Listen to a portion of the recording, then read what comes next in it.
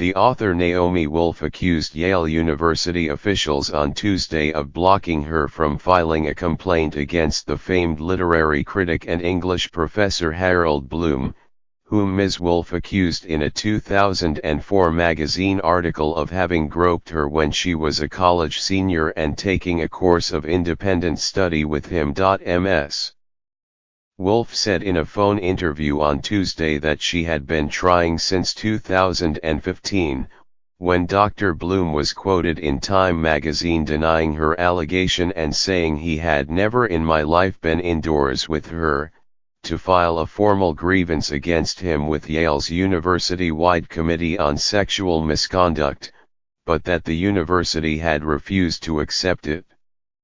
She said that the chair of the committee, Dr. David Post, had told her that too much time had elapsed since 1983, which is when she said the episode occurred, though he did not cite a specific statute of limitations for complaints. She said she had decided to go in person on Tuesday to make another attempt and had notified the provost, Ben Pollock, that she would be doing so.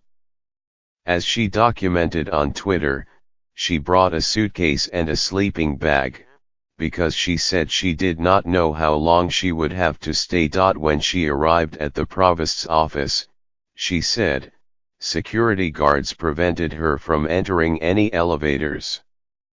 Eventually, she said, Ailey Manon, the secretary of the Sexual Misconduct Committee, appeared and they met in the committee's offices for an hour, during which she gave Ms. Manon a copy of her complaint. But, in many lawyerly ways, Ms. Manon refused to confirm that it was accepted as a grievance. Ms. Wolf said, I said, I'm not leaving until this complaint is accepted into the record.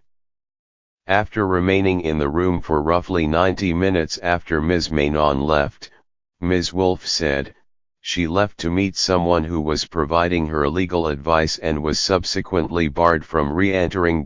Ms. Wolf, the author of The Beauty Myth and other books, said that she felt overwhelmingly sad and that Yale's process of handling complaints was clearly either corrupted or dysfunctional. I'm 55 years old and an investigative reporter, and I couldn't figure out with all of my will and digging how to lodge a complaint to keep other people safe, she said. She wondered how a college student would be protected. A spokeswoman for the university, Eileen O'Connor, said in a statement that Yale is committed to preventing and addressing sexual misconduct but that it does not comment on individual cases to protect confidentiality. She added that, due to Dr. Bloom's health, a year ago, he ceased meeting with students and began teaching by electronic means only.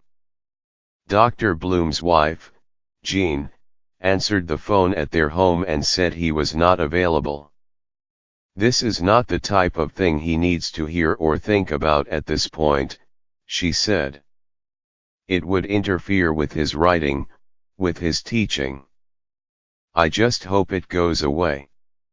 In the 2004 article, published in New York Magazine, Ms. Wolf wrote that Dr. Bloom, after not meeting with her all semester regarding her independent study, suggested that he come to her house for dinner, where, when she sought to discuss her poetry manuscript, he put his hand on her thigh. After she moved away from him and vomited into the sink, she wrote, he told her she was a deeply troubled girl and left.